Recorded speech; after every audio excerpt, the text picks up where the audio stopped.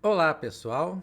Sejam bem-vindos a mais uma aula do nosso UDIUB+, do Direito das Coisas, onde nós vamos estudar nessa semana a figura da anticrese. Eu, particularmente, acho bem legal o Instituto da Anticrese, mas vou falar para vocês, foi um instituto que não pegou no nosso direito. Ela já existia no Código Civil de 1916, foi repetido no 2002, nem antes nem depois a anticrese teve sucesso. Tem alguns motivos para isso que eu vou explicar para vocês logo depois de dar o conceito do que é a nossa anticrese aqui. Então, para começar, nós temos, só para vocês entenderem o que é esse direito real de garantia, nós temos um proprietário que tem lá, né? Vamos imaginar a sua fazenda. Só existe anticrese, pessoal, sobre imóveis, tá bom? Então, esse proprietário tinha lá a sua fazenda, belezinha, e esse proprietário precisava de um dinheiro. Então, ele procurou um banco, alguém, né, para emprestar um dinheiro para ele, e a pessoa emprestou o dinheiro. E aí temos então o credor e o devedor.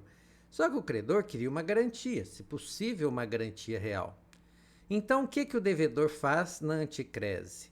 Ele transfere a posse do bem para o credor, para que o credor explore esse imóvel, retire lá aluguéis, né, outros rendimentos e se pague com o fruto do seu trabalho nesse imóvel. Essa que é a figura da anticrese. Ao final, depois que ele já tiver recebido o valor que ele emprestou, estando quitada a dívida, ele devolve a posse para o devedor proprietário. Essa é a figura da anticrese. Então, é a transferência, né, que o devedor faz para a figura, né, do credor, para que esse credor explore o bem, tire lá frutos, né, aluguéis, o que for, e assim que quitada a dívida, ele devolve a posse para o nosso devedor. Perfeito? Então é isso. Eu te entrego um bem, você explora, tira o lucro dessa fazenda, dessa área, certo? Ou desse imóvel, seja um imóvel urbano também, e ao final você me devolve esse bem. Isso que é a figura da anticrese. Então é uma coisa bem legal, mas ela tem, né, alguns inconvenientes.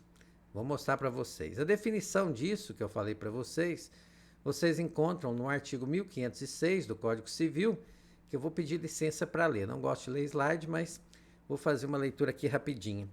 Pode o devedor ou outrem por ele, né, pode ser um terceiro que ofereça o bem em garantia, com a entrega do imóvel ao credor, transferência da posse, ceder-lhe o direito de perceber em compensação da dívida os frutos e rendimentos. Tá aí o que eu expliquei para vocês. E por que essa anticrese não ganhou, né, o gosto popular? Vou citar três motivos aqui. Pessoal, primeiro, pelo fato, né, do devedor ficar sem a posse do bem. E essa anticrese pode se estender por até 15 anos. Vocês imaginam? Ah, eu peguei um dinheiro alto, né? Lógico que toda vez que tiver anticrese, como hipoteca, tá certo? O penhor também, são valores mais consideráveis, porque tem um gasto para regularizar isso. Hipoteca e anticrese tem que ser registrado no cartório de registro de imóveis, depois tem que dar baixa nesse registro. Então são coisas onerosas. Então são valores altos. E aí então o devedor, se estiver numa situação difícil, pega esse empréstimo e pode ficar até 15 anos sem reaver a posse do seu imóvel. Enquanto se ele fizer uma hipoteca, a hipoteca ele continua na posse do bem. Então, ponto para a hipoteca, descrédito para a anticrese aqui. Segundo motivo, isso que eu estou falando para vocês, né? Que a anticrese pode demorar, pode durar até 15 anos, está lá no finalzinho do 1423. Segunda questão que torna a anticrese meio, né, de desgosto popular. Vocês repararam que o credor se paga com as suas próprias forças, certo? Não tem ninguém que trabalha no imóvel e tira os rendimentos, é ele mesmo. Inclusive, se ele trabalhar mal, ele vai ser responsabilizado por isso. Então, eu estou trabalhando para me pagar.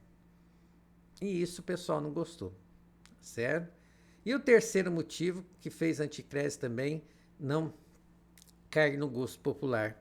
Imagina, eu fico com dificuldade até para vender ou hipotecar esse imóvel, certo? Imagina, eu vou no banco, queria fazer uma hipoteca, pedir um empréstimo, aí o gerente vai ver que o imóvel tem uma anticrese. Ele falou, Roberto, quantos anos é essa anticrese? 10 anos. Então, se eu não pagar a primeira prestação e o banco, né, escutir esse imóvel, levar o imóvel à praça, quem arrematar vai ter que esperar acabar a anticrese para tomar posse. Ninguém vai fazer isso. Então, torna o bem novamente, sim, sem muito atrativo popular. Então, pessoal, por causa disso, realmente a anticrese está quase caindo em desuso. E aí, já para a gente analisar os aspectos da anticrese, é muito curta a aula, porque não tem muitos artigos falando sobre anticrese, não. Primeira coisa que o Código Civil lembra, fala assim, olha, o rendimento, né, que o credor chama credor anticrético, tá? O credor que tem aquela garantia da anticrese, a gente o chama de credor anticrético, né, como está escrito aí. Então ele vai pegar esse dinheiro, vai abater nos juros e depois no capital. Beleza? É o normal das coisas. Mas o devedor pode fazer um acordo de abater só nos juros. Pode ser, por exemplo, que a dívida é muito alta, realmente só dá para pagar os juros, ou que o devedor fala assim, não, você paga os juros aí, me dá o excedente, aos poucos eu vou te pagando o capital. Beleza, certo? Então pode convencionar que seja utilizado só para o pagamento dos juros. Agora, se tivermos juros abusivos, pessoal, e aí eu não vou entrar naquela cileuma, né, que existe na doutrina e jurisprudência, se juro abusivo seria acima de 1% ao mês, ou acima de 2% ao mês. Tem gente que fala que os juros ainda poderiam ser vinculados à taxa Selic. Então, tem discussões muito a respeito desse que seriam esses juros abusivos, né? Mas se tiver juros abusivos, pessoal, aí não. Aí ele vai abater esses juros abusivos no capital. E aí o capital vai ser menor, vai se diminuindo. Então, tá lá, estou pagando juros e juros abusivos. O que nós vamos fazer com esses juros abusivos? Vamos abater no capital. Então, o capital, né, que está emprestado vai diminuindo e uma hora ele vai acabar. Tá bom? Então, isso está lá no parágrafo 1º do 1506. Outro aspecto da anticrese, né? O credor, gente, ele tem que bem administrar, tem que fazer um balanço anual. E aí o legislador não pensou que quanto mais coisa ele impor ao credor anticrético, menos interesse as pessoas vão ter por essa figura, né? Mas, assim, bem administrar e fazer um balanço é o mínimo também, né? Não teria jeito de não ter essas obrigações. Então, credor, você está na posse do bem, administra bem, tira lucro, um lucro bom desse imóvel e apresenta um balanço anual. Esse balanço anual vai ser analisado pelo devedor. Se o devedor fala assim, rapaz, esse balanço está correto, não. O cara está tirando mais dinheiro do que colocou no balanço. Ou, por exemplo, ele fala assim, nossa, esse cara está administrando muito mal esse imóvel. O lucro desse imóvel foi mínimo, né? Nas minhas mãos eu teria obtido um lucro muito maior. Então, se o devedor fundamentadamente impugnar, ele pode pedir ao juiz para transformar isso num arrendamento. Então fala assim, ô juiz, vamos fazer o seguinte, esse negócio dele administrar está dando muito certo, não. Então, vamos transformar isso num arrendamento. Aí, se for o credor que for o arrendatário, ou for um terceiro, não tem problema. Mas pelo menos vira um valor fixo por mês. Então, não tem responsabilidade dele por continuar administrando. E eu sei quando é que eu vou ter o meu imóvel de volta. Então, credor anticrético que não se mostra um bom administrador ou não faz boas prestações de contas, ele pode ser determinado por juiz que entregue isso para ser alugado por ele ou por terceiro, certo? E aí o credor anticrético fica com esses aluguéis até quitar a sua dívida, o seu crédito, melhor dizendo. Tá bom? Outro aspecto da anticrese, né? Nós temos o credor, o devedor, que é o proprietário, e aí, por vontade do credor anticrético, ele resolve alugar esse imóvel, arrendar, certo? É possível? Pessoal, se não tiver proibição no contrato, pode, certo? Então, se o devedor fosse, não, eu não quero que você arrende, aí não pode, mas caso contrário, pode sim arrendar o imóvel para terceiro. É uma forma de obter frutos, né? Frutos civis são os aluguéis. Então, ele pode arrendar o imóvel para terceiro se o contrato não proíbe. Só que o código faz o seguinte, a autorização para ele arrendar Está lá no parágrafo 2º do 1507, que vocês estão vendo aí. Só que o código faz uma observação. Se não receber aluguel do arrendatário, certo? Se o arrendatário atrasar, gente, o devedor proprietário não tem nada a ver com isso, certo? O credor anticrético não pode colocar na prestação de contas, falar assim, eu não abati nada esse ano porque eu arrendei e não recebi nada de aluguel. Problema seu. Então, o código, quando no finalzinho do 1507, parágrafo 2º, fala: embora o aluguel desse arrendamento não seja vinculativo para o devedor, ele está falando numa linguagem chique, né, numa linguagem científica, ele está dizendo o seguinte, o locatário o arrendatário, o devedor não tem nada a ver com essa história, tá bom? Então, se o credor anticrético resolveu alugar o imóvel, ele que resolva com o locatário. Na prestação de contas anual, pode abater os 12 aluguéis aqui, tá bom? Estou falando 12 aluguéis, mas eu sei que nem sempre arrendamento se cobra dessa forma. Às vezes se cobra uma vez ao ano, né, um valor grande. Às vezes tem parte em produção, parte em aluguel, às vezes é só produção. Então o arrendamento tem muitas formas de remuneração, mas não interessa, tá bom? Então, se arrendou, aquele valor do arrendamento pode abater da dívida do devedor. Perfeito? Outro aspecto da anticrédito, isso aqui é coisa básica. Se o credor anticrético, né, danificar por culpa dele o imóvel, tem que responder por isso. E a questão da má administração, tem que responder por isso também. Eu perdi, né, rendimentos e tudo mais, vai dar BO entre ele e o devedor, tá certo? Então, danos que ele, por culpa ou dolo, praticou e os efeitos de uma má administração, perdi rendimentos, deixei de receber frutos, ele será responsável por isso. Outra questão envolvendo anticrédito. Tem o credor anticrédito aqui, ele está lá no bem, aí aparece um outro credor que nem tem garantia real e pede para penhorar o bem, certo? O que esse credor anticrédito vai fazer? Fala assim, opa, moço, aqui não, certo? Primeiro, se você quiser penhorar, né, pode até penhorar, mas fique ciente que você não pode atrapalhar em nada o exercício da minha anticrédito. Então, ele entra no processo, na hora que ele tem notícia de que, primeira vez que ele tiver notícia que alguém está penhorando esse imóvel, e ele exerce, garante os direitos dele, manifesta no processo que ele tem um direito preferencial de anticrese e que ele vai exercer esses direitos até o final. Aí, se aquele credor quirografário quiser liberar o bem, é critério dele. O mesmo raciocínio, chega lá um credor hipotecário, né? Já existia anticrese, depois que a anticrese existia, foi registrada, o devedor hipotecou o imóvel, nós já sabemos que isso é possível, e aí o banco bateu lá na porta, falou assim, eu vou levar esse imóvel ao leilão.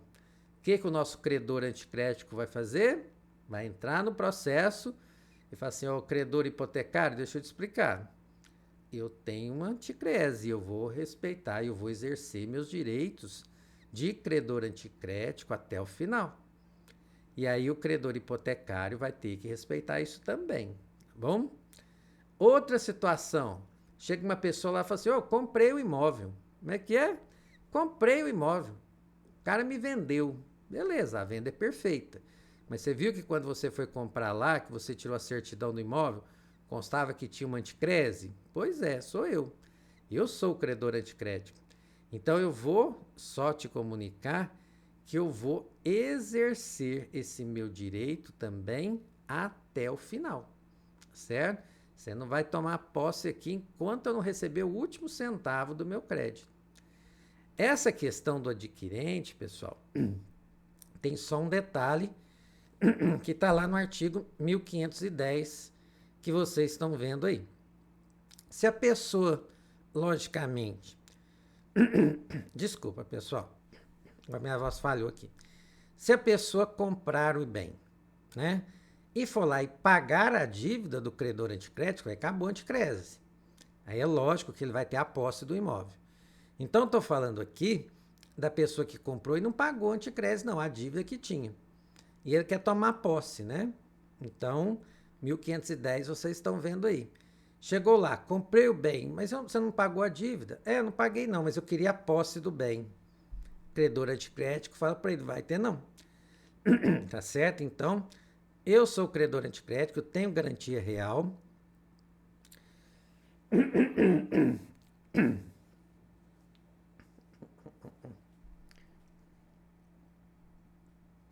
Testando.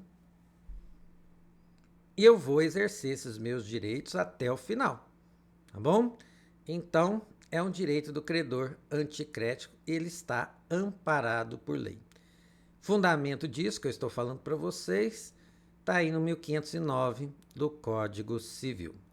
Detalhe só que eu vou chamar. Vocês repararam que todas as vezes eu falei, o credor anticrético precisa entrar no processo, mostrar que ele é um credor anticrético, que ele tem anticrese em seu favor. Ele precisa fazer isso, pessoal. Não é nada difícil, é uma petiçãozinha muito simples. Você, seu juiz, sou o credor anticrético, tá? Tô lembrando que nesse imóvel incide uma anticrese. Porque se ele vê que as pessoas estão levando o imóvel a leilão, pedindo a posse, ele é intimado disso e não fala nada, fica calado, pessoal, ele vai perder os direitos dele, certo? Nem se esse imóvel for vendido judicialmente, o valor depositado lá no fórum, o credor anticrético não vai ter preferência também nesse caso, não.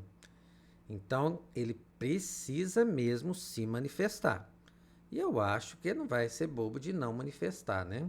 Principalmente se a dívida dele for, o crédito dele for alto. Mas ele precisa se manifestar. Isso é uma obrigação que está lá no artigo 1509, parágrafo 1º do nosso Código Civil. Certinho? Outro detalhe sobre anticrédito. Isso aqui já chega no final. O legislador só ressalva que se o imóvel, for destruído, tiver seguro, o dinheiro do seguro não vai vir para o credor anticrético, não. Certo? Vai lá para o devedor e aí eles resolvem o contrato deles de outra forma. Também ele não tem direito se o imóvel for desapropriado. Na hora que o Estado pagar o valor da desapropriação, o dinheiro vai lá para o devedor. E ele que depois, o credor anticrético, resolva com o devedor a respeito disso. Então, isso está lá no 1509, parágrafo 2º. O credor anticrético não terá preferência sobre a indenização do seguro quando o prédio seja destruído, nem se forem desapropriados os bens com relação à desapropriação. Uma opção do legislador que tornou ainda mais desinteressante a nossa figura da anticrese. Então, pessoal, era só isso que eu tinha realmente para explicar para vocês sobre essa figura, uma aula única, e acabamos aqui o estudo dos direitos reais de garantia. Tivemos aulas sobre os aspectos gerais dos direitos reais de garantia, depois viemos estudando o penhor, a hipoteca, e encerramos aqui com a anticrese.